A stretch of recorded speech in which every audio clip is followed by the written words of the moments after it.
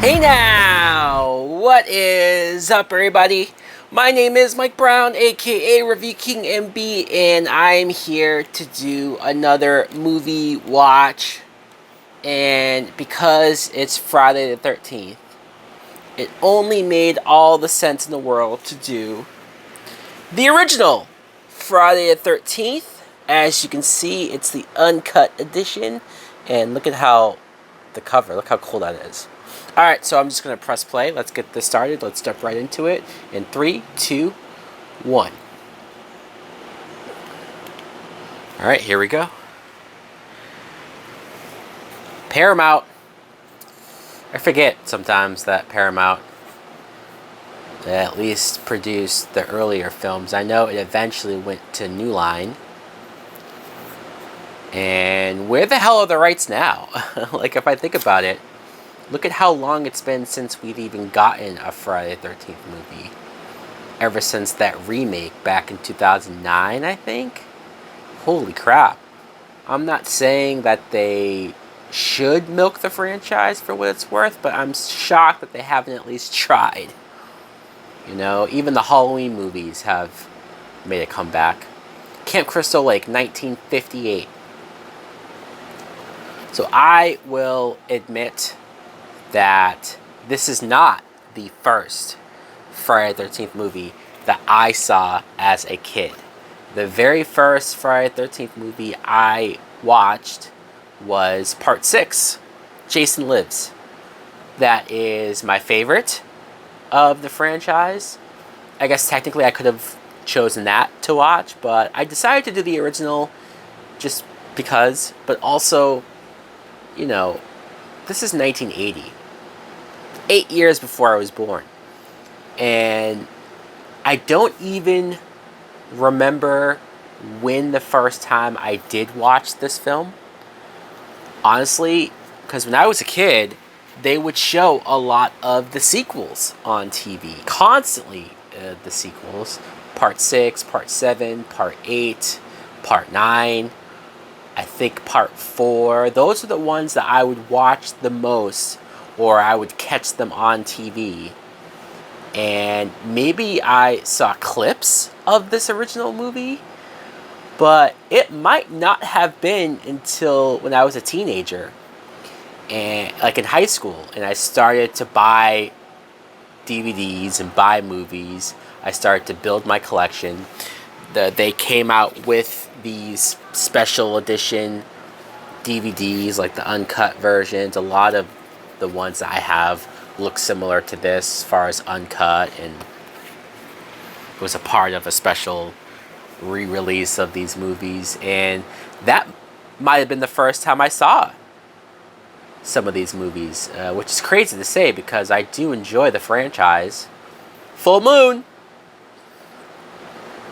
And of course, we had to see some teenagers, some camp counselors, give each other the look, give each other the eye. You know what that means. And they're about to hook up. So I guess if I were to look back on the entire franchise and look at this first film, and like obviously it's not my favorite, I would argue it's probably not most people's favorite. Who knows? Maybe there is somebody out there who's like, the first one is the best. It's the original. It's the classic. And maybe they don't like Jason being the killer for all of the sequels. But there is something about the way that they shot this film. The way that they shot every kill in this movie. It's very different. I'm sure for the time, it was very different. I'm not so sure you can get away with this today. Right? Like, let's say it's a brand new horror movie. If you had every kill in the point of view of the killer, and we never see anything until the reveal of who the killer is, some people might be into that. It might be like a little throwback or a little homage to old movies, and if done right, I guess it could work. It's just I don't see anyone doing this today. And it's creepy. You know, it makes us feel like we're the killer. or we're the voyeur. Like right now, I'm looking at these kids on top of each other, and it's creepy. And then they're reacting, looking at the camera as if they're talking to us. Oh, we weren't doing anything. We were just messing around. And boom, just got taken out. Oh, there. Okay, that. So he definitely got stabbed there in the stomach. And now this girl.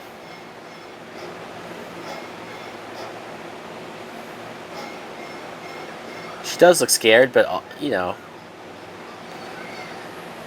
And I guess we're witnessing her death right now. Oh, it's in slow motion. Ah! Freeze frame! Freeze frame. Friday, the 13th. I do like that. The title card's coming up, glass breaking, as if it's breaking the TV screen or something. But yeah, so this will be an interesting rewatch. I've probably only seen this movie a handful of times. I have more than once gone back and marathon the franchise. That's fun to do every once in a while. And so I guess that it's really the only reason to ever go back and watch this movie is if I feel like marathoning it. I just saw Tom Savini's name in the opening credits.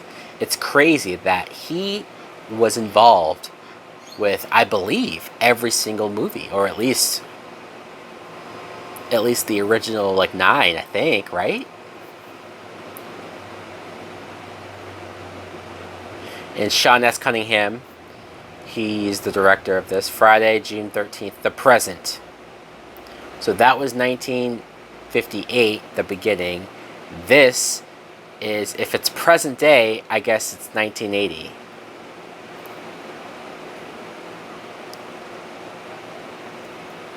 And yeah, there is a documentary that I own called His Name Was Jason. Very cool documentary, and it gets into the makings of not just the original, but all of them. And Sean S. Cunningham, hearing, you know, the behind the scenes of how this first movie got together. Let's be honest, it's basically their answer to Halloween, right? Halloween came out, huge hit. It was talked about, you know, it left an impression as far as Michael as a character, as a killer, creating that suspense. And so they made this movie in direct response to that. And it's super low budget. I'm trying to think of even how much this movie costs. Not much. And it's one of those things where it just made such a huge profit. This is when they started to realize that, wow, we can make these movies on the cheap and always make a profit. Always. I really like this character, Annie.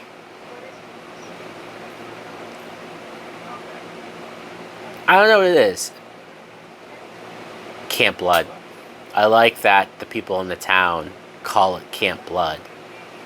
Even though it's Camp Crystal Lake, but since those murders in 58 happened, it's not really a place that people want to go to or want to talk about. They all call it Camp Blood, and they just sort of figure, well, if you want to go there, we warned you, it's dangerous. Oh well. Old Man Ralph.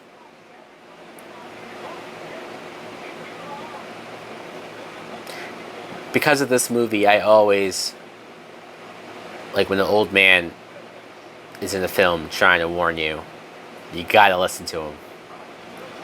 Everyone thought Old Man Ralph was crazy, or they thought maybe he himself is the killer. Like, I'm trying to put myself in the shoes of the audience from 1980 who's watching this for the first time. And what are they like? Are they looking suspicious at this guy on the bike? Maybe not the most threatening person, but hey, think about Psycho, Norman Bates. He didn't look the most threatening. But yeah, I like this Annie character. Maybe it's her innocence. Maybe it's the actress being cute. Maybe it's just the fact that she clearly doesn't deserve her fate. And also, she's the first character that we meet and that we follow for, as far as like the main teen kids. She's the first one that we start the movie with. So it's crazy. They kind of, I guess, yeah, they kind of pull Psycho where, or what Scream would do later. Although Scream was like, hey, here's a big actress, and then we kill her off. I don't think Annie, this actress, is all that famous, but just the idea of like, oh, okay, we're gonna be following this girl. All right, cool, she's the main character, and then boom, doesn't make it till like halfway through. And I do like how this guy is Camp Crystal Lake is Jinx. I like how he's trying to tell her.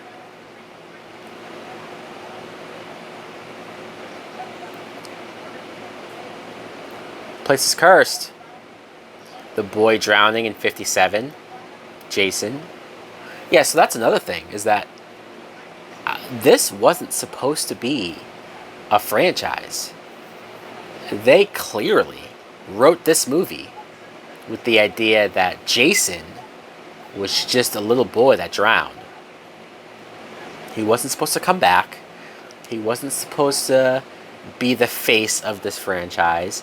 He just became that. And so if you look at this movie isolated, it's kind of a effed up story about how this boy drowned, and the kids, the counselors, didn't take care of him, didn't care that he was being bullied, didn't care that he should have had more care and had more attention on him. You know, not to read too much into it, but you could argue that this is the result of a parent so angry that the system failed her son. If you ever want to do like a proper remake that focuses on the mother specifically, where it's not a mystery that she's the killer, we actually follow her as the killer for so long, and you get more of her motivation, you get more of the psychological breakdown that she goes through to lead up to her being killed. Hey, it's Kevin Bacon! His very first film. It's kind of funny how sometimes you go back and watch an old horror movie, especially with horror movies. You go back and you always find an actor who went on to become an A-lister, who went on to become a big movie star. But they almost all started in a cheap, low-budget horror movie. It's hilarious. And I want to say Kevin Bacon was on Howard Stern a while ago, and he talked about how he was out in LA, he was struggling like crazy, trying to get work. He worked at a restaurant, I think, as a waiter or something. And he just auditioned after audition after audition and kept getting turned down until finally he got this role. And when he got this role, he thought he made it. Fucking A. And I don't know. I don't know what came after this for him, but hey, it's all about that first role, man. Get you started. Okay, this guy, like, in his short shorts and no shirt, like, who wants to see that? Come on. Alice!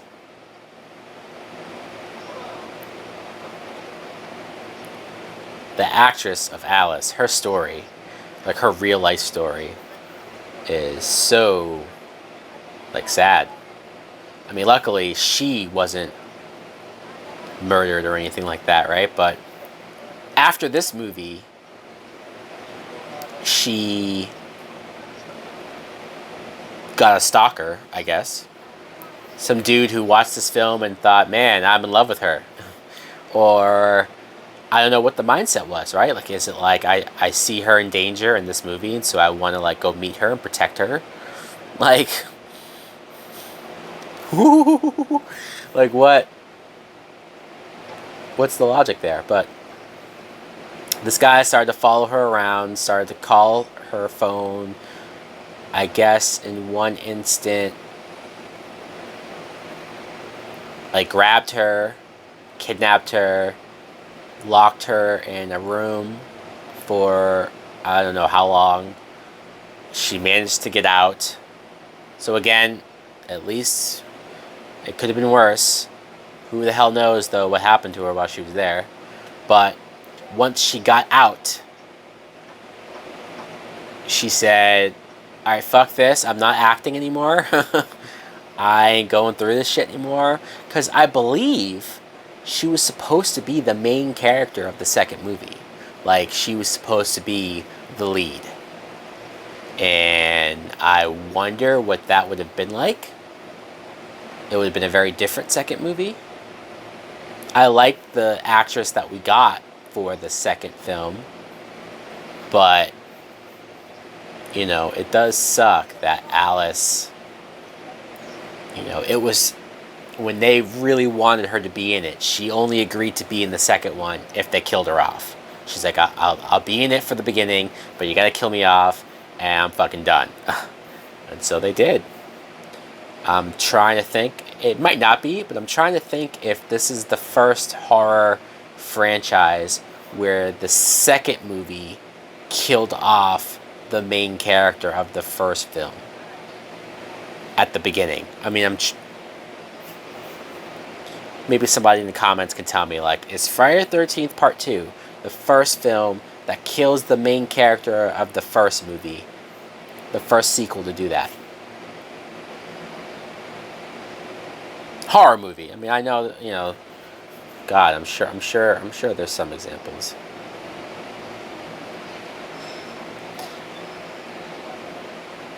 And I know when you watch it today, there is something about this that maybe feels a little slow or feels like not a lot is going on, especially for what these movies became later. But there's something creepy, man, like subtly creepy about how, like right here, this shot, where we're in the point of view of the killer, watching them in the bushes, in the trees. Although it is kind of like, how do you not see this? If there really was somebody there, how the hell did Alice not see them? But it just, yeah, it's creepy seeing these characters blissfully unaware of somebody watching them.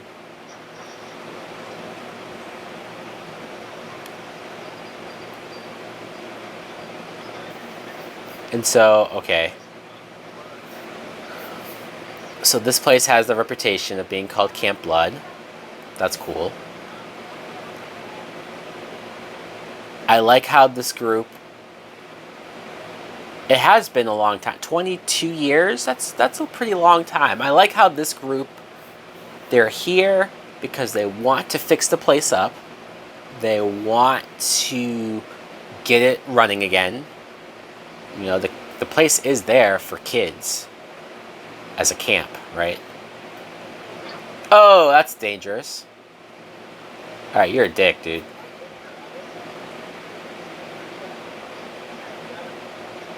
Okay.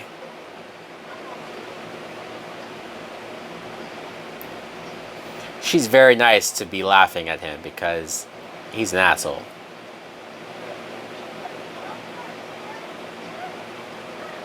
I would not have blamed her if she was just like, fuck you, you piece of shit. But no. It was very easy to get a girl's affection, I guess, back then. Whoa, look how fast that car was driving. Just drove right past her. Hey.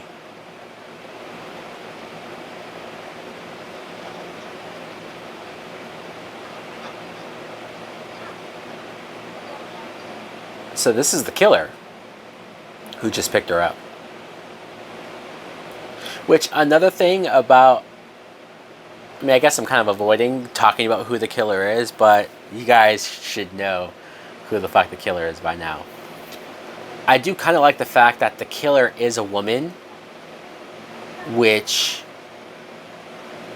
makes it like Annie is so comfortable going into this woman's car and talking to her. Probably because when you see her, she looks non-threatening. She looks like a mother. She looks like a normal person, and so it works. It tracks. You know, although when you see in the silhouette of the person driving, it does look like a man. It's clear that like they had a stunt actor in these scenes, and it's probably just a dude. I think there's even one scene where, while we're in the point of view of the killer, you see their hand, and there's like hair on the hand, like it's clearly a man's hand. Hey, unless Mrs. Voorhees has hairy hands, it's very possible. See, now she's freaking out. I almost wish, like, if you redid this or remade this movie, you can have the first kill of the kids in 58 be a mystery on revealing it.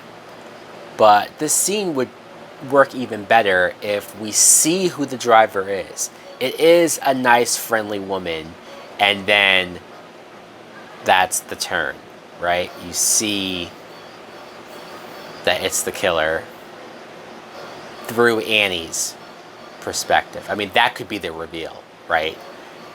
Now, I know that's not the movie they were trying to do here. Obviously, they wanted to have the reveal be at the end, which is fine, and that reveal at the end works as well.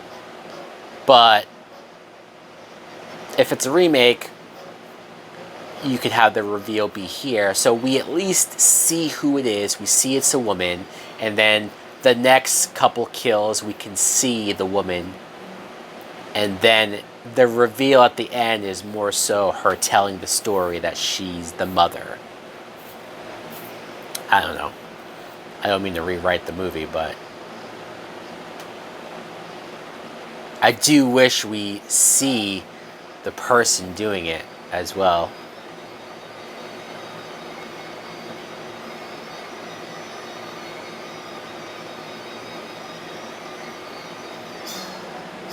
Oh, and there's the throat cut and the blood.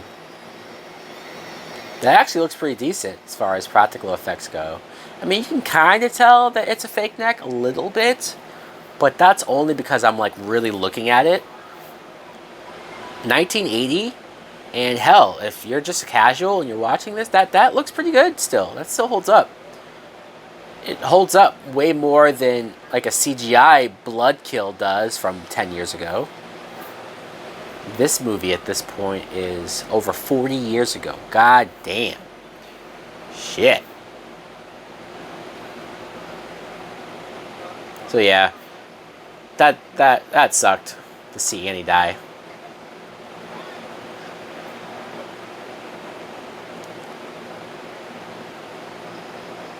See, there's the killer's hands. They have a ring on,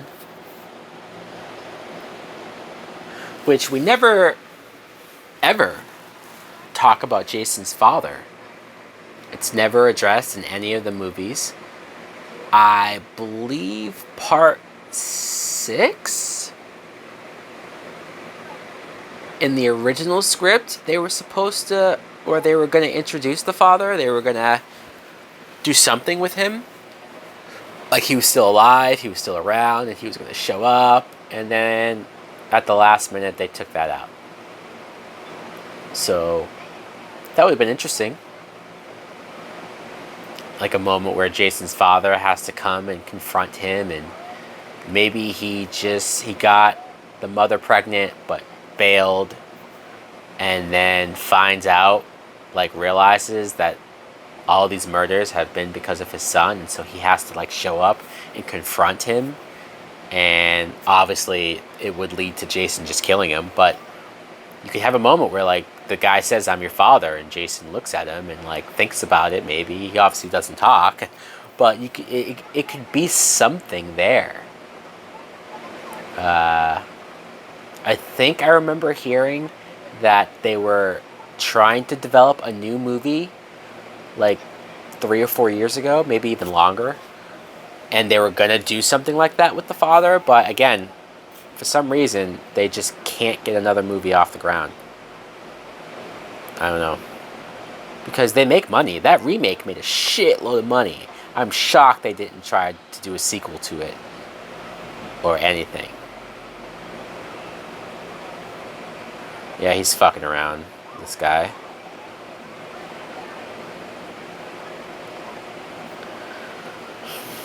Yeah, they're working hard, aren't they? I almost don't blame the killer.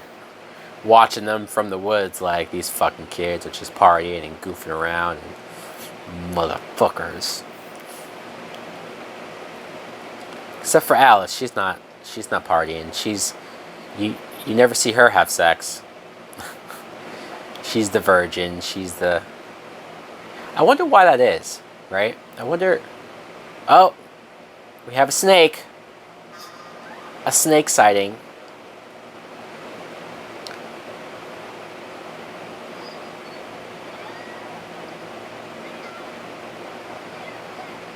I believe they got in trouble in this movie because that's a real snake that he kills. He really cuts the snake's head off. And, you know, whatever animal rights activists got involved and said, "Motherfucker, you guys can't do that."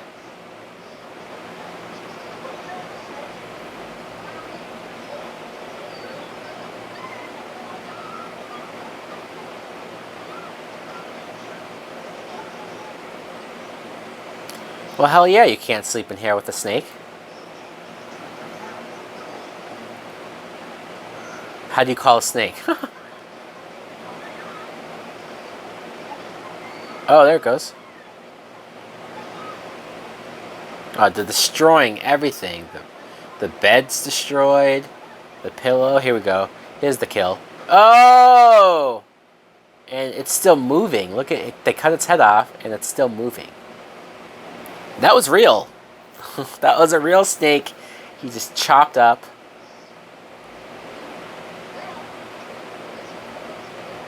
That's true. You can't eat that.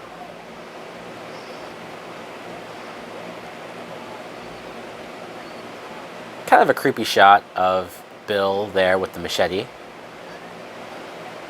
Just the way how he was holding the machete. Like it was the first time he's killed something and he kind of liked it.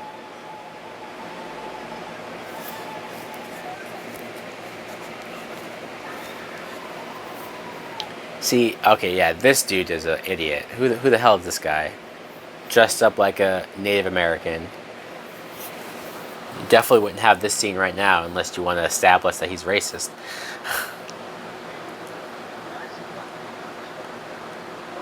Smoking. Oh, the weed. The weed. Of course they're smoking weed. Look at them.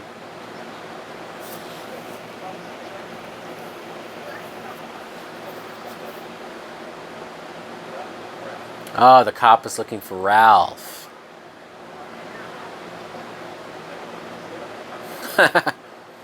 I do like... I mean, in a way, he's a dick and he's annoying. I forget this kid's name, the one with the Native American thing on. But, I do like his sense of humor. There's no crazy people here! Woo! And Kevin Bacon's just fucking around with his stuff.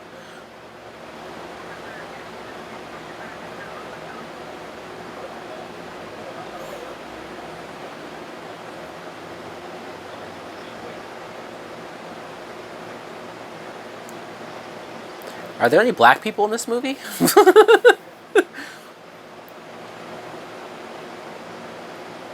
I'm just realizing, like, although let's be honest, if there were, they probably would have been the first person killed. It probably would have been Annie. If they were going to have a black person killed, they would have had a black Annie who gets killed just on the way there. She doesn't even make it to the goddamn camp.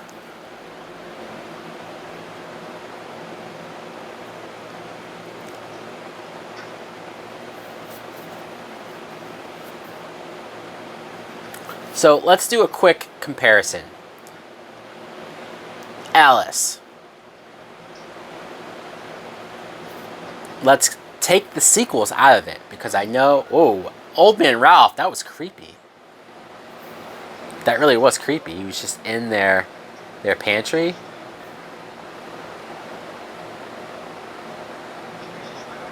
This place is cursed. Yeah. You snuck into the fucking cabin just to... God sent me. Wow. You know, just because Ralph is crazy does not mean he's wrong, right? You could be crazy, you could be whacked out of your mind, but that doesn't mean that you don't know what's going on in your surroundings, right? It's just him being crazy is what makes him not seem believable. And there's his bike. Get out of here, you creep. You're all doomed. Alright, well, thank you for the warning. Has there been any other teens killed in between this time? Or has it just been the murders in 58 and it's been nothing ever since? And he's just going off of like, hey, you guys are probably going to die. As opposed to like, this happens all the time.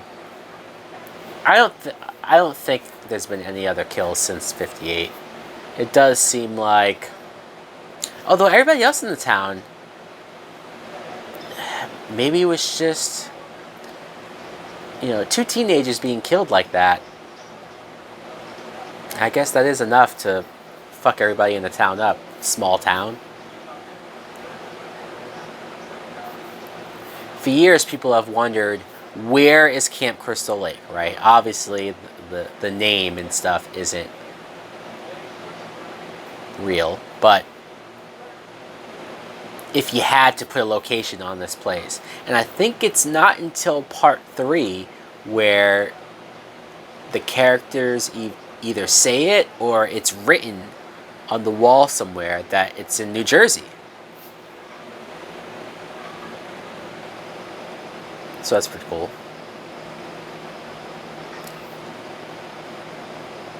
But yeah, so I was mentioning about Alice. Let's not talk about the sequels. This might be hard to do. Let's not think about the sequels. Let's just strictly go off of the first movie of their franchises. Who's a stronger female character? Laurie, Jamie Lee Curtis from Halloween 1, or Alice? And I know it's hard to say this because Jamie Lee Curtis is great and she's played that role and that character so many goddamn times. I mean, let's go through it. 1, 2, she came back for 7, she came back for 8, but they killed her off. And then they retconned all of that and brought her back for 2018, and she's back for Halloween Kills. So that's 6 times that Jamie Lee Curtis herself has played Laurie. And obviously, in the sequels, probably more so when you get to H2O and on, she's been a badass. She's been somebody who can take care of herself, can take care of Michael, maybe going through some traumatic PTSD stuff, but ultimately is willing to go in there and fight. But those first two films, the original first two films, Laurie is a damsel, or she's scared. She's a teen. She doesn't know what to do. And the first movie, she doesn't do anything. I take that back. I don't want to piss people off. She does stab Michael in the eye with the coat hanger. And she does unselfishly protect the kids. So I'm not discounting that at all. But ultimately, it is Loomis that does the seemingly killing blow, even though it doesn't kill him. My point is that compared to Alice maybe went through more trauma, maybe? Not to compare and say one's worse than the other. Trauma's trauma. But Alice, sees all of her friends, everybody in this goddamn camp get killed. And she has a whole sequence with the killer conversing back and forth. So she's actually hearing the mindset and the thoughts of a crazy person, all the while believing she's going to die. And then she fights back and kills the killer herself. Let's not forget that Alice kills the killer. And Laurie doesn't do that in the first movie. It's a hard argument, though. I'm not even trying to argue that Alice is stronger than Laurie or better than Laurie. I'm thinking of it as just for the first movie. And I want to give Alice some due, alright? I'm not even saying my answer would be Alice if I had to put the two of them up against each other. But I'm throwing the question out there. I'm thinking about it out loud. I'm thinking about how Alice is strong, is capable. I wonder what the legacy or the retro perspective of her character would be if she did stick around, if she did stay as the main character for the second film, if she wasn't killed off because of outside personal stuff. It's interesting. Is this our first sex scene? I mean, yeah, we saw the two characters hooking up and maybe some dry humping, but we're gonna see some sex. Yeah, there's some butt crack there. We're gonna see the sex.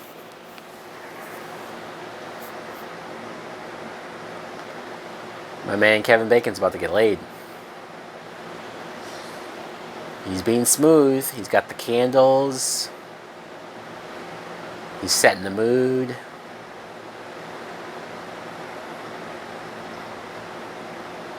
He's got the hair.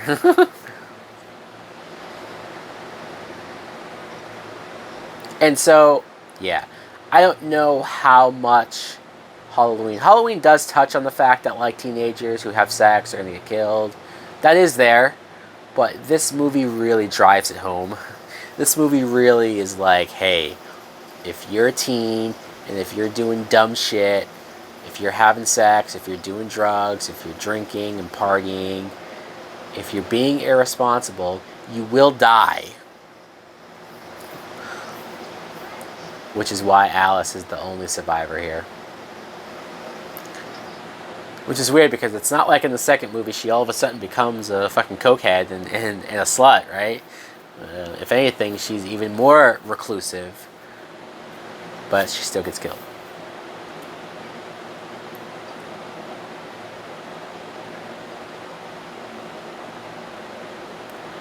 I think Alice is a little bit into Bill there. I wonder if there's something going on, or strip monopoly.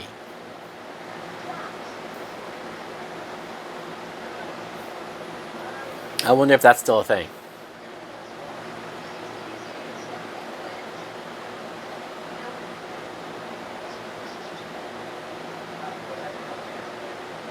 Well, come on.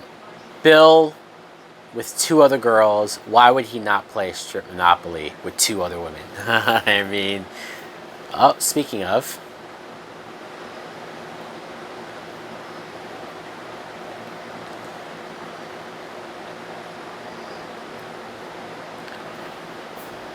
Yeah, we're seeing some boob. Some side boob there.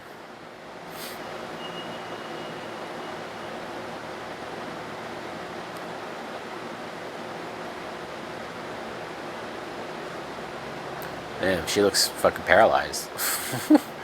Like, does it feel good or is it hurting? Like, oh, ass grab.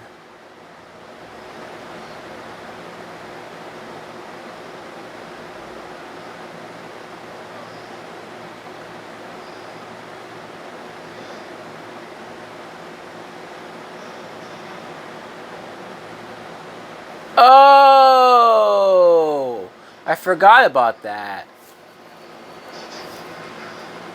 He's already dead in the upstairs. Oh, that's fucked. That's actually pretty fucked up. Like, no one even realizes that that dude's already dead. I guess not surprising though. He was the annoying character, so nobody's really overly caring about looking for him. So yeah, wow, he got killed off screen. That was a pretty cool reveal. You are so fine.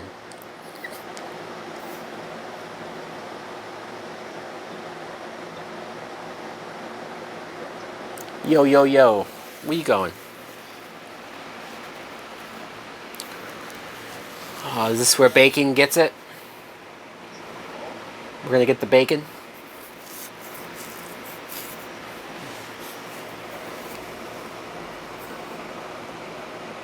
Also, here's another question I want to pose. Who is another big actor or actress who their first movie was a horror film, right? I'm talking about Kevin Bacon here. I know Johnny Depp with A Nightmare on Elm Street, like their first movie, or maybe, let's say within their first or second, third, at the most, their third film was a horror movie. So they were unknown, they weren't really, you know, and then they obviously went on to become a big star. Kevin Bacon, Johnny Depp. You can even argue Jamie Lee Curtis just because she started out in Halloween and then went on to do so many things, even though she keeps coming back to Halloween, but she still is known for so many other movies and properties as well.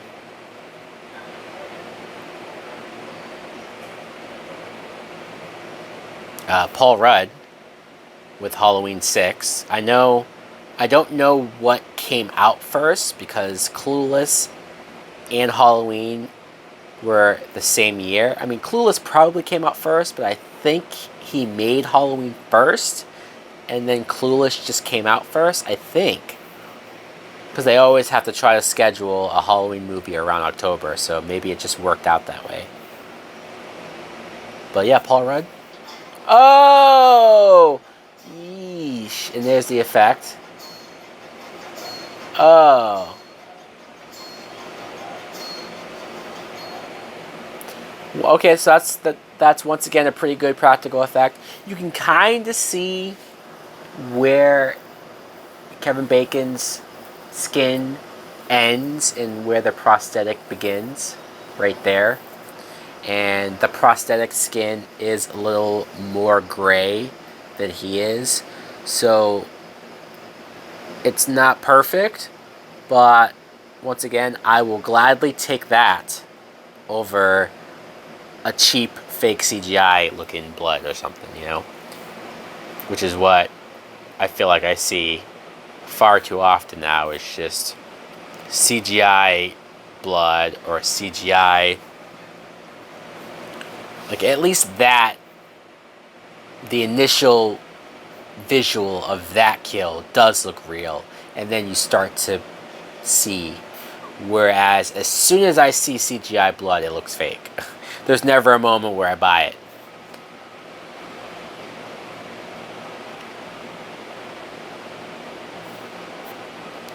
course, you know what's going to happen to this chick. She's cute.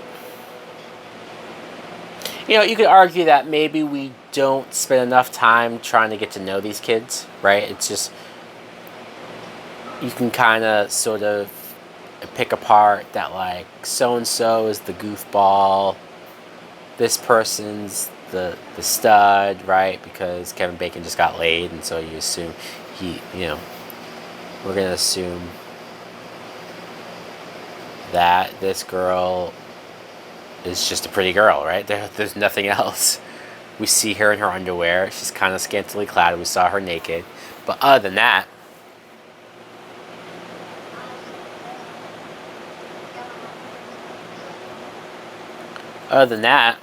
you know, Alice is probably the most distinguished just because she's not partaking in all of their... The water's not working.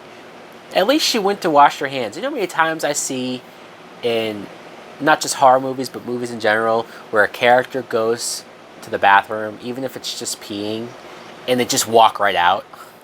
And I know it's just something that they don't think of, but it happens too often where you don't see a character wash their hands after going to the bathroom.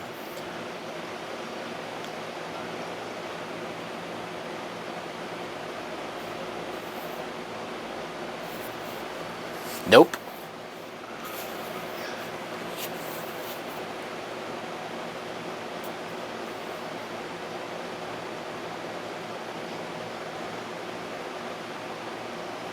I do remember this kill. And what I'm noticing, especially with the women who have been killed so far, so you had the blonde at the beginning in 58, you had Annie, and now you have this girl who, when they get killed, they don't really do anything. Or, like, right before they get killed, they don't do anything. Yeah, the other girls ran and Annie ran, but once they get face to face with the killer, they just stand there and go, "Ah! No! Please don't!" And they just let themselves get killed. Like this chick, yeah, she just screams. She didn't try to run. Oh, that's an awesome effect. Oh, that looks real as fuck. See, Tom Savini did the practical effects here. And that's the best one. Like, that looks like they legit killed her.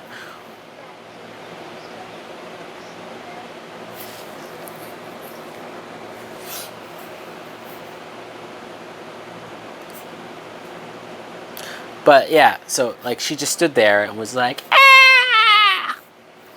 Like, you're not gonna fight back at all? You're not gonna run? You're not gonna try to survive? You're gonna make it that easy for the killer? But yeah, it wasn't about that. It was really just about creating that suspense, getting the audience to scream and react, and then boom, a violent kill. Which, again, violent for 1980 because Halloween, the kills in Halloween aren't as violent as this one is. You don't see any blood. You don't...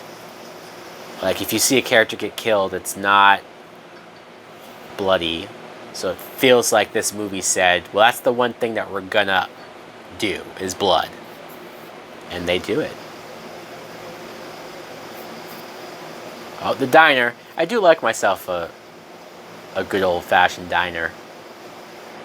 Every once in a while, you see them around, and I go in there and try. You know, it's simple food. It's good for breakfast, but every once in a while, you like to try out their burgers or nothing too fancy. And they're small. I don't know. There's something about a diner I like. I kind of, now that I'm thinking about it, I want to go to a diner.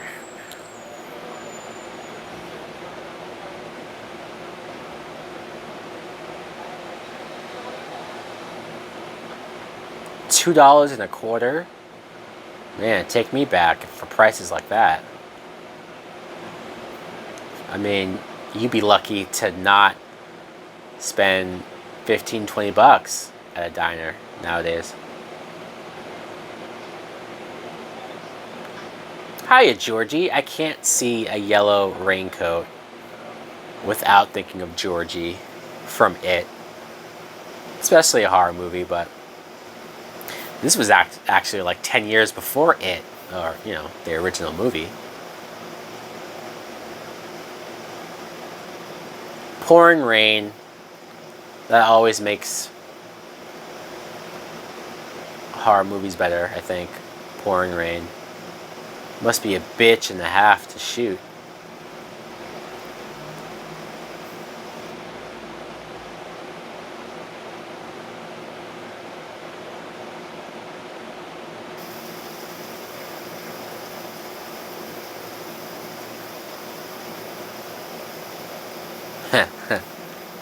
I every once in a while I rewatch this fan edit trailer for this movie. More so because I like the way it's edited. It's edited great. The original trailer for this, I think, just kind of goes through. It shows that opening scene, kill, and then kind of just goes through each murder. Like it's very straightforward. The original trailer, but this fan edit trailer, it's very cool. I have it saved on my one of my watch later things on YouTube.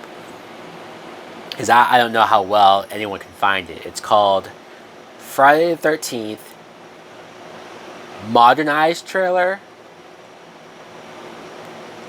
But if you search for that, there's a bunch of them. So that's why I had to save it in my playlist. Because if you there's a bunch of them. So you'll probably never find the one I'm talking about. But, oh, that's creepy. The hands creeping out from, that's creepy. I think that shot is more creepy than anything else I've seen. Because it's not like its point of view, which those are creepy too, but... And now it looks like the curtain's been moved, so they probably left. But yeah, that shot, that was good. But yeah, with the trailer... Not only do I like how it's edited, but I like the music. The horror score that they use for that trailer is very good. But they always show the scene with this guy in the raincoat being killed.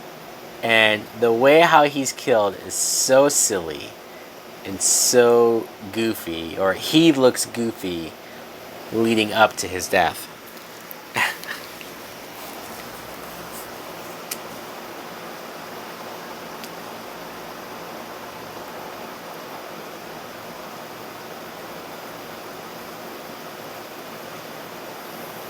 Is this the same cop that we saw earlier?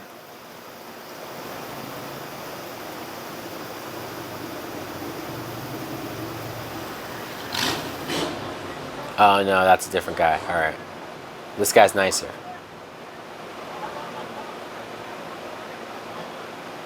Oh, right, yeah. This is the scene where they talk about how it's a full moon.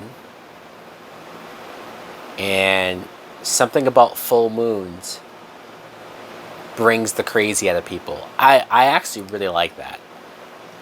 It's simple, but whenever I see a full moon in real life, I always think about that line about how it just angers people. The full moon, right? Like,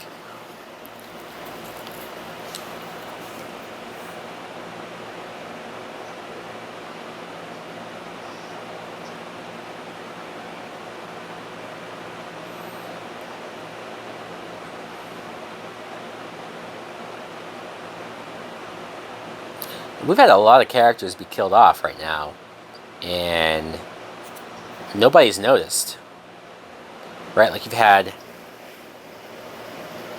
Not even speaking of Annie, because for all they know, she just never made it, or they don't know what happened to her. But you have Kevin Bacon, his girlfriend. You have the goofy kid.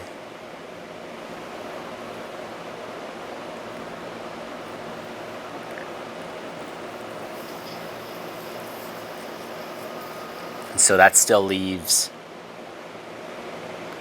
3 characters left.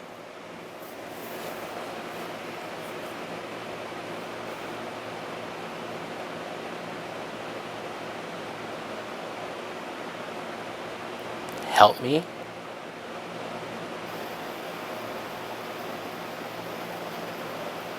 I don't remember this part.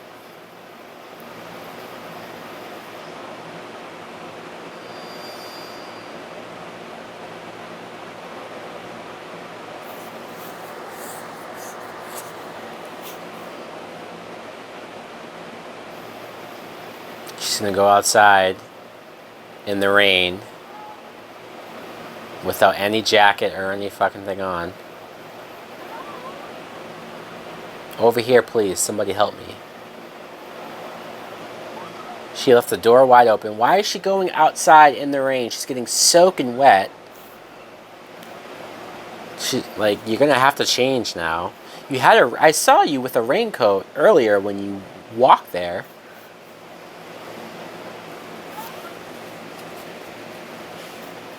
I gotta admit, this is stupid. She's doing something stupid. Not nearly the stupidest thing I've ever seen a character do, though, in this series.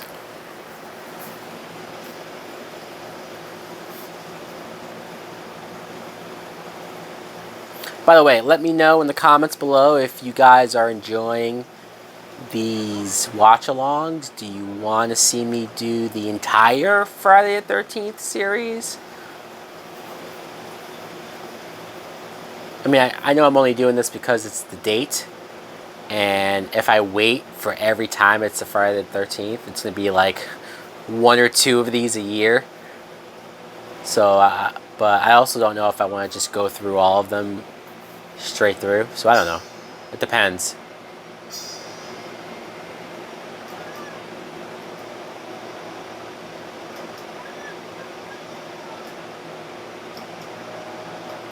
She's got to be freezing and soaked. I really don't get why she went out there dressed like that.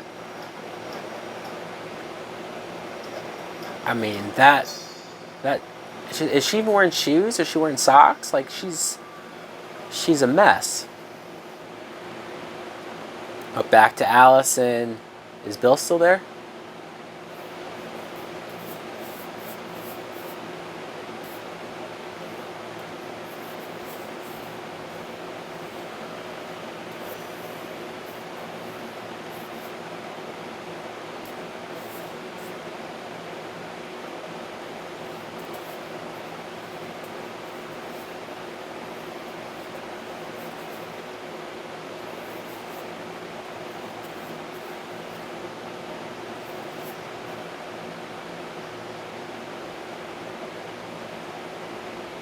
I never understand how to do the fire with the wood thing. You just like move stuff around, and I don't fucking know what to do there.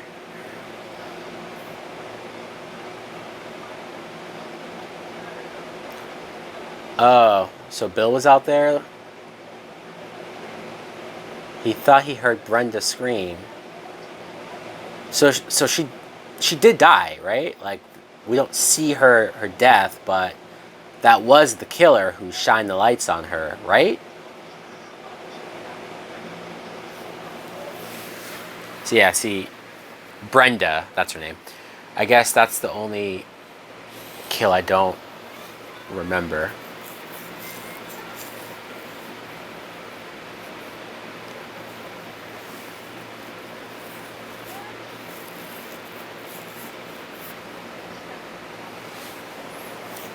Nope, Jack and Marcy are dead. Brenda's dead. Nobody cares about the goofy kid. What's his name? Nobody's even asking for him.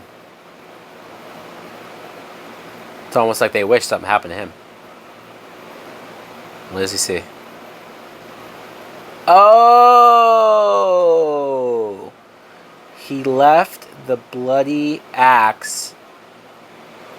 Or I'm sorry. She left the bloody axe on the bed. Did she do that for them to find it?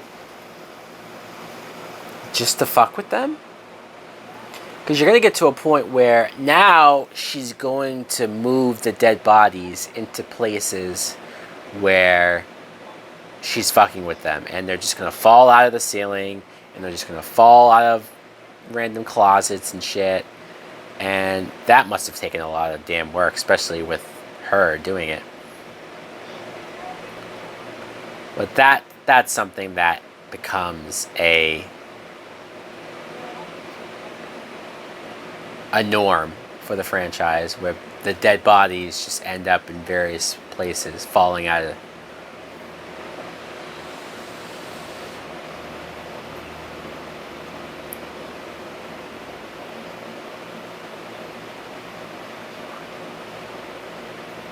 I'm trying to think if Michael did that.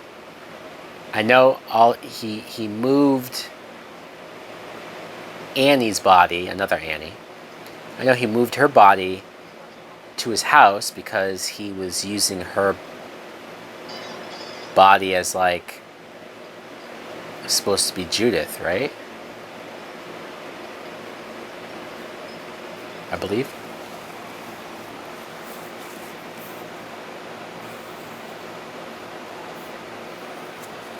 Of course the phone's dead.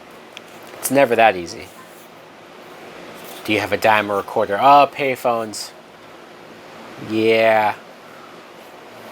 I wonder if we're going to get to a point where, like, teenagers are going to go back and watch this movie and say, what the hell is a payphone?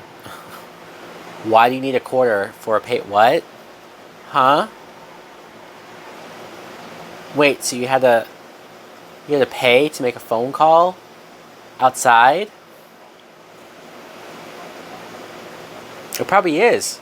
There's probably kids right now who they'll never know what a payphone is, and they'll see it in movies and they won't understand it. I might be the last generation of people who remember payphones out on the sidewalks, and that have actually used a payphone.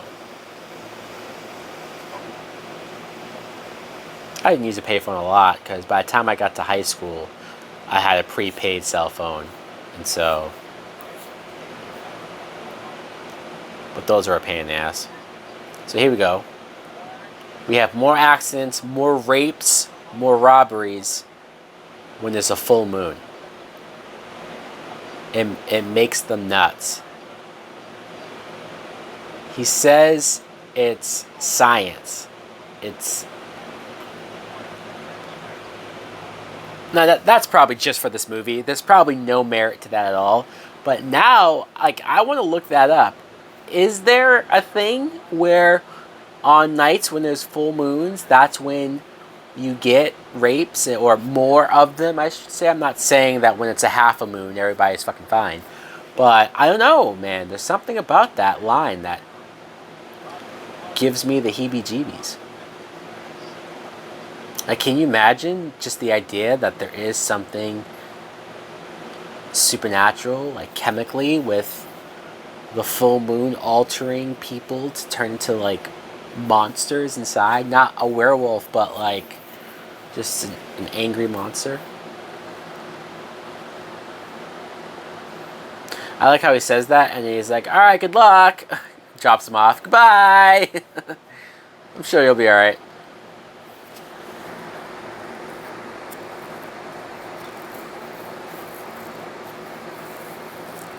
I know that there is a place, I want to say it's where this movie was shot, and it still has the Camp Crystal Lake sign. It's still, because I know somebody who visited this place. Oh, so that was creepy. You saw a person standing there with the flashlight, and you can't see who they are. See, this part though, where he walks right up to the person and then gets stabbed. It just, You walked right into your fucking death, dude. But yeah, there is a cleverness of how they've shot. Like they shot that scene to conceal who the killer's identity is, but you still saw a quick glimpse of them. I swear it looked like a man. And realistically, it probably was when they shot this. It was probably a man doing all that, and they just had to shoot around it. But the light glaring in your face was a cool touch there. See, look how long it's been, and you guys haven't found anyone, and you're not freaking out or wondering where everyone is.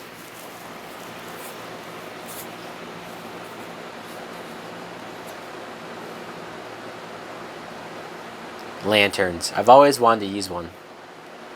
It looks really cool. It does. I would probably fuck it up. I would probably like drop it and burn everything down, but it looks super cool.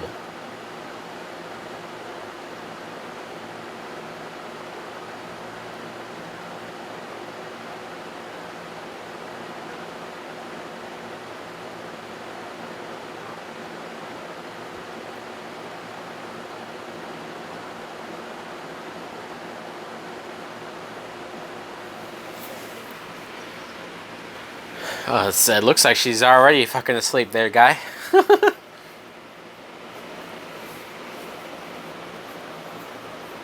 At least she offered to go with him. I will give Alice that.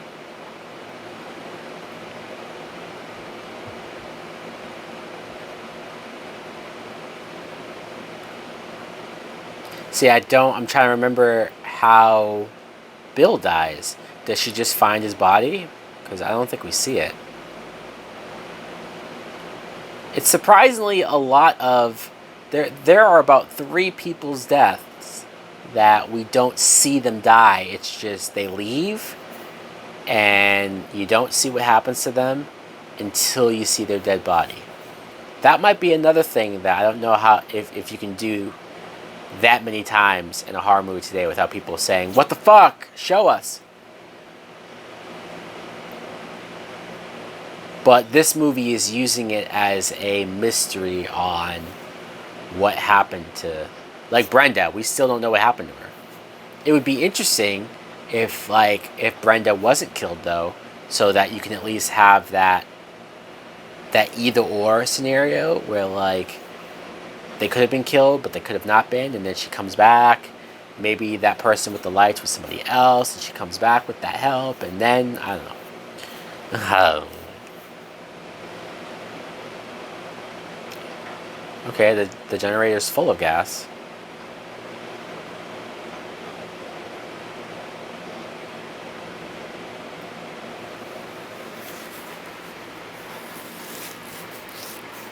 Yeah, he's about to bite it. Again, we don't know a whole lot about this Bill kid, but I do like the actor. I do like him. He just seems like a normal, nice... He's not an asshole. Like... He helped Alice with the snake. I mean, it's very straightforward, simple stuff, but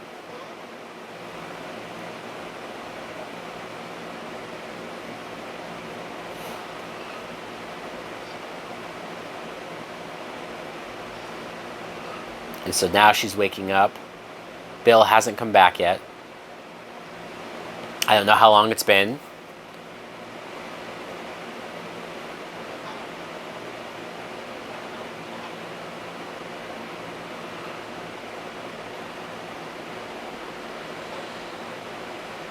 A lot of matches in this movie.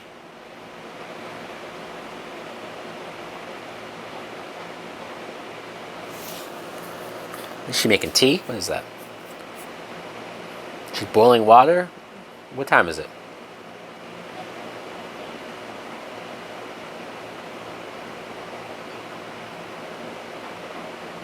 Oh, okay, yeah, it's... Coffee. That answers my question. As Luke Cage would say, did somebody say coffee? Hey, who knows? Maybe Alice was about to have sex with this Bill dude. We didn't even get that far to find out. Is, is Ralph in there? Alice, bring the lantern in there with you. Is that sugar? I don't drink coffee, so I don't know how to fucking make it.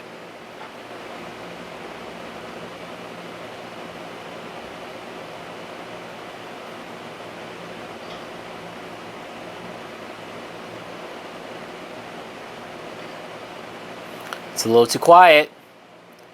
Come on, Alice. Think. Every time I hear the name Alice, I always think of Alice in Wonderland or Alice from Resident Evil, which they took that specifically from Alice in Wonderland, that name. So I'm trying to think of any other movie Alice's. I think, yeah, that's what comes to mind.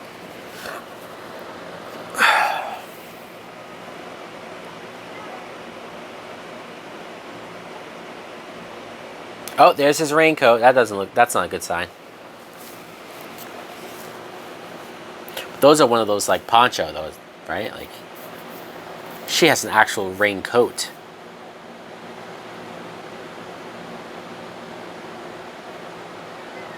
I always wonder with a poncho, like, how many usage.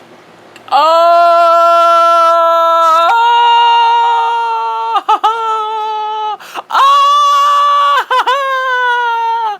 Oh, I forgot about that. Oh, shit. Man. Bill got fucked up. Oh, boy. Yeesh. Yikes. Okay. Yeah, that sucks. I feel bad for Bill. He didn't deserve that. And what a reveal, man. That was a fucking awesome reveal. Because it's so quiet. And it's so like, alright, when's something gonna happen? And hoo-ah. Especially if you don't remember this movie like the back of your hand, man, I think that got the biggest reaction out of me. Wow. Who would even think to do this? The way how she's tying the door, that's like some Home Alone shit. Like, she did that so quick and easily. I mean, she could have tried to look for a car to drive away, but instead she's choosing to barricade herself. Alright. Not my first choice, but I guess at the same time, it's not a bad choice. It's better than standing there. Ah!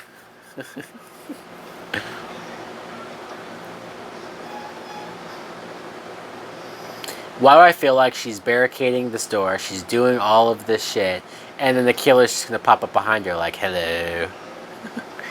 You just did all that for no reason. Haha, now you're trapped in here with me.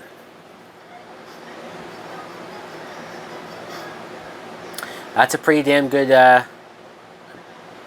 barricade job. A typewriter. Wow. When was the last time you saw one of those? Baseball bat. Not bad. I will take that as a weapon.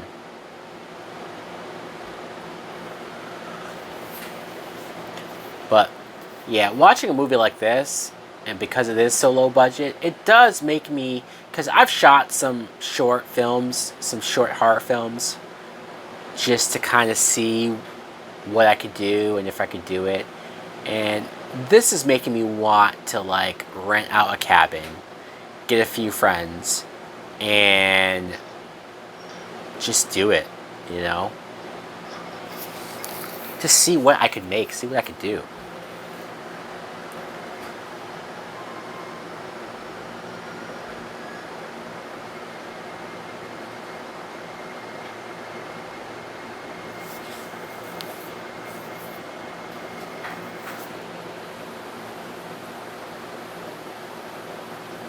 What are you gonna do?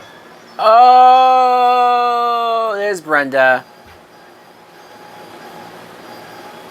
Wow. So, because I was literally just thinking right now that Jason's big thing is that he likes to throw dead bodies through the windows of the cabin to fuck with whoever the survivor is, right? And I forgot that that actually starts with the first movie. So his mother is able to throw her through the window like that? That's impressive. She, that mom, she can throw down, man. She's strong. But yeah, there's something about, I always loved seeing that, a dead body getting thrown through the window. There's something really like fucked up about it, especially when it's a character that you know or somebody that you know, and like that's how you find out that they're dead.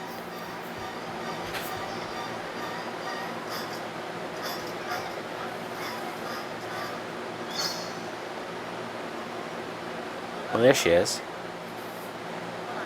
So that's a little weird though, right? So she threw Brenda through the window and then what, ran away to drive up?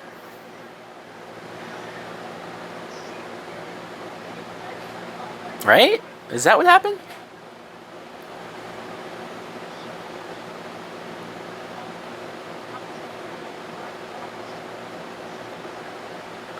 I would love to be in a theater opening night just to see this scene with the crowd, because I wonder when they figure it out.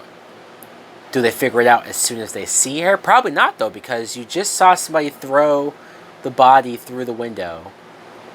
And then, not that long later, the car's driving up. So it almost, continuity-wise, doesn't make sense. But it helps add to the fact that you're not going to suspect her immediately.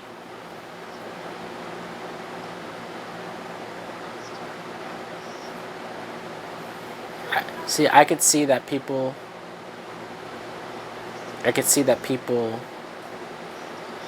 still won't know yet.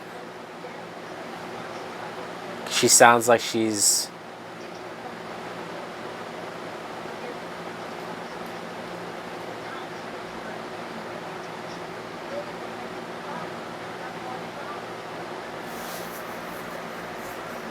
his name was Jason.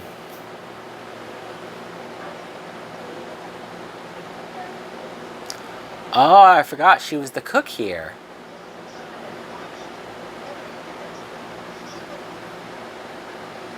He was special.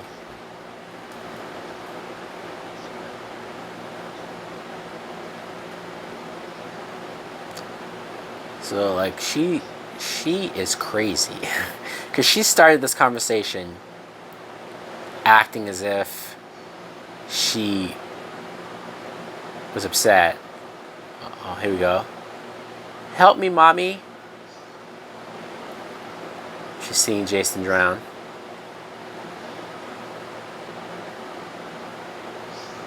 Yeah, see, this is the psychosis of... And today is his birthday.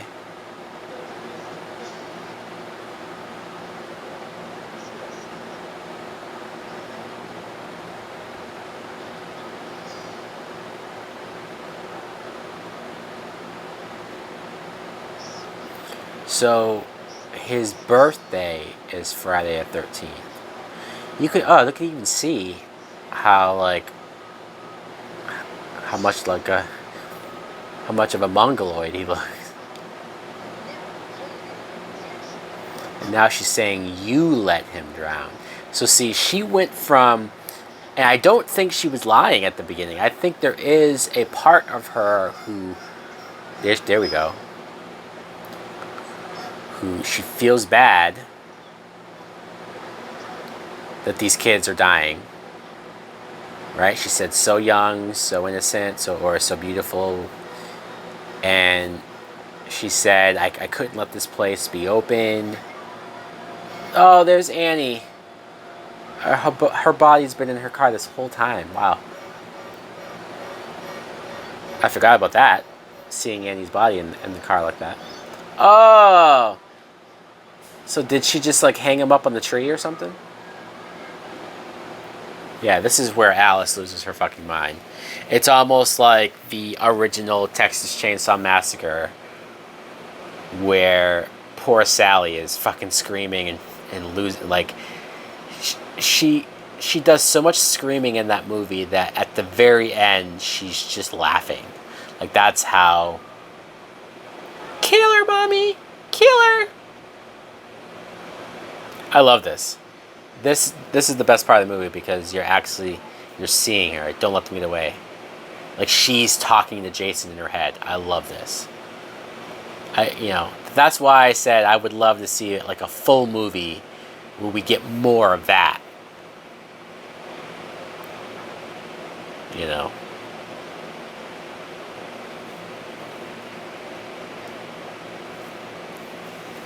And I don't know how many female killers you had in movies back then. I mean, again, I'm sure somebody will be like, oh, well, this one and this one and this one. But 1980, to have your lead killer be a woman, an older woman, with this tragic mindset and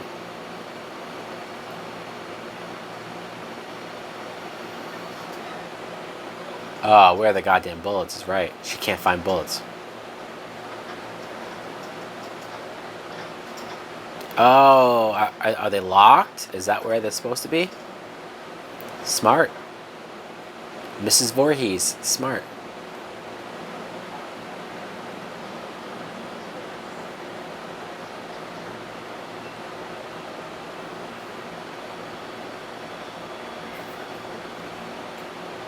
Kill her. I love that the kill, kill, kill, ma, ma, ma came from her saying that. I love it. I love it. I mean, again, I don't think I ever would have put that together or realized it if it wasn't for that documentary, but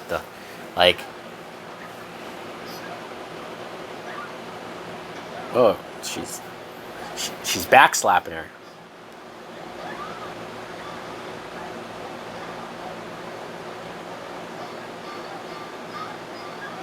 Oh.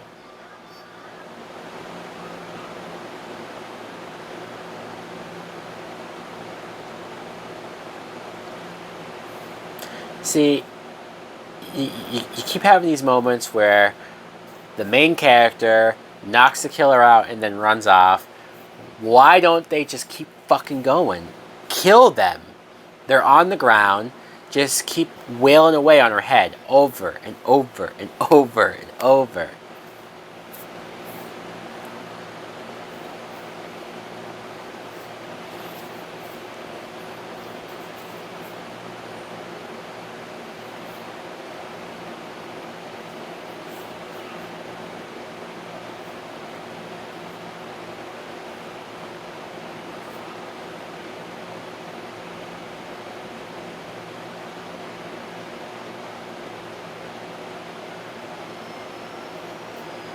Full moon. Hey, maybe Pamela Voorhees is normal until there's a full moon, and when there's a full moon, she loses her shit. Because it did seem like there was a switch in her personality there. Kind of like Norman Bates. Right, where like he seems like a normal dude, maybe a little weird, but pretty normal until he fucking switches and thinks he's his mom and just fucking kills. Can't help himself.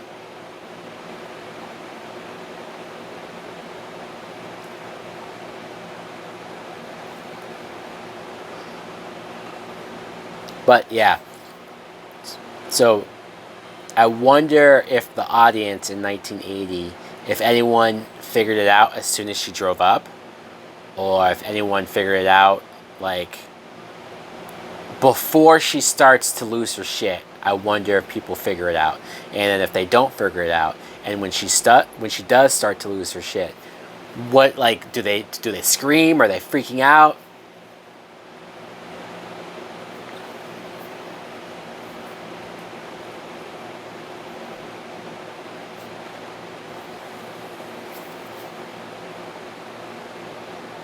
Oh, that's creepy. You can even see somebody walking around there. Look at that. That's creepy.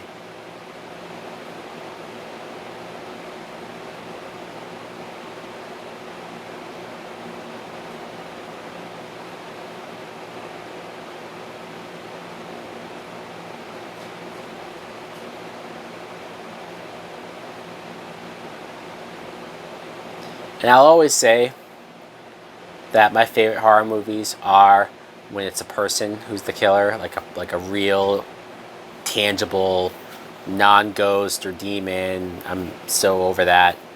There's the doorknob.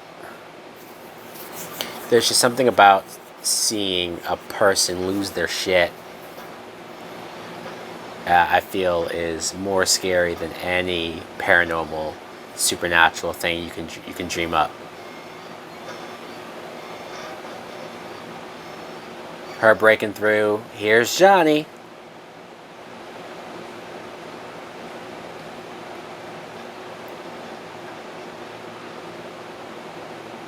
Oh, she went to cut her head off. Aunt Alice, don't.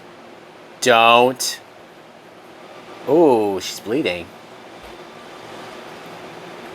She hit her in the head with a pan, and the mom is bleeding, but Alice is keep wailing away on her. Hit her, and then she's gonna run away.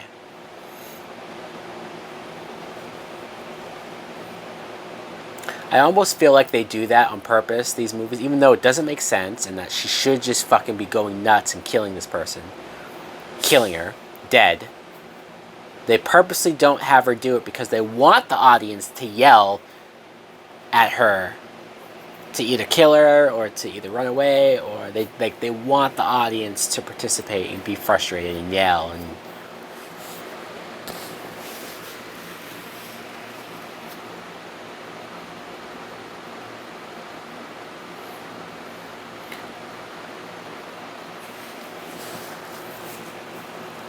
I don't know what she's thinking right now. Is she thinking about leaving on the boat? Oh, guess who's back? Oh.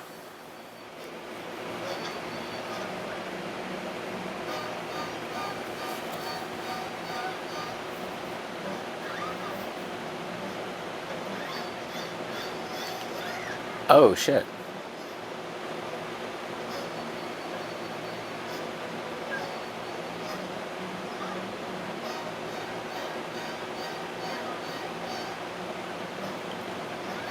Ooh, she's a biter.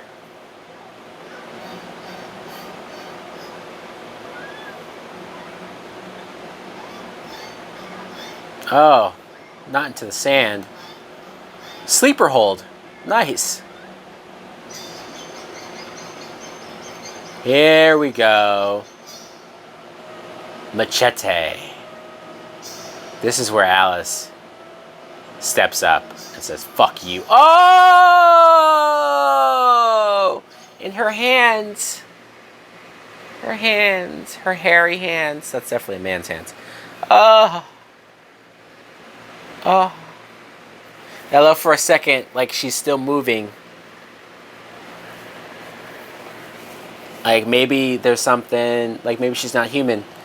But no, then, you know. I forget where I heard that even if you're decapitated for about 8 to 10 seconds, your body can still react, and your brain, you will still see your head or your body. That's a pretty disturbing, creepy fact, but they use that to great effect. I like the score there. I liked the Alice It took her too goddamn long to finally kill this woman, but she did. She killed her. And she just fell asleep in the middle of the... Can you imagine? I don't even know how I wouldn't even be able to sleep. I'd be so fucked up and traumatized.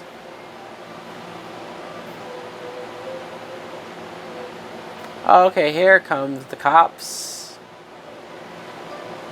I wonder what made the cops come. Like, they never were able to get a phone call out. Was it... Did old man Ralph find the bodies and go back? Or who the hell is going to believe Ralph?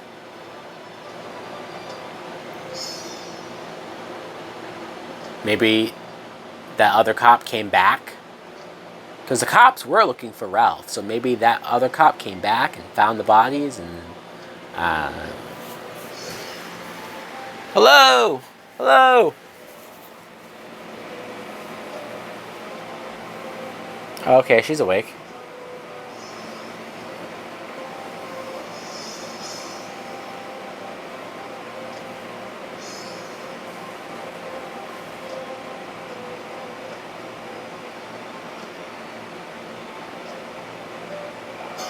Ah! Yes! Yes! I knew it was coming. Of course. Who doesn't remember that ending? That's fucked up.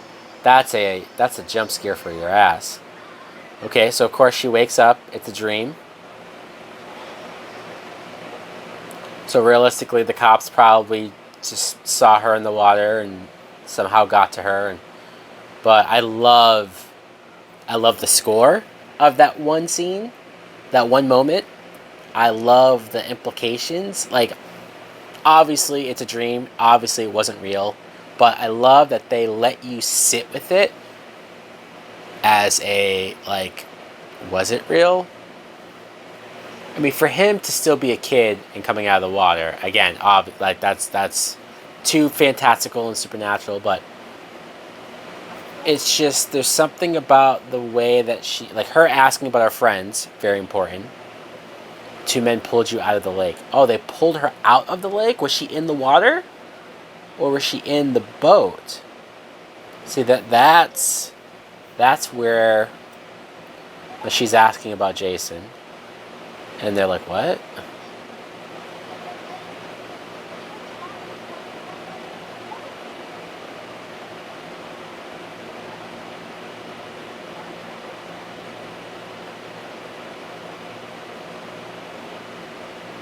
Yeah, you're losing your mind.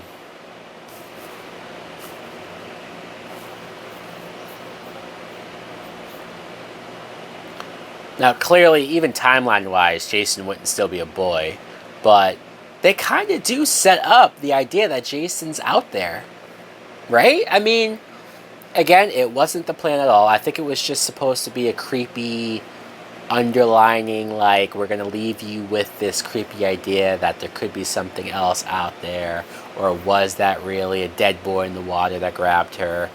They were just being very ambiguous about it, which is fine. Because it actually, oh, see, and you're seeing something in the water there. As if, see, but the idea that, like, Jason's underneath the water and he's been living there as a boy, like, doesn't make sense. I'm glad they didn't do that for the sequel. I'm glad that it's just, he's still alive. Adrian King, that's who plays Alice.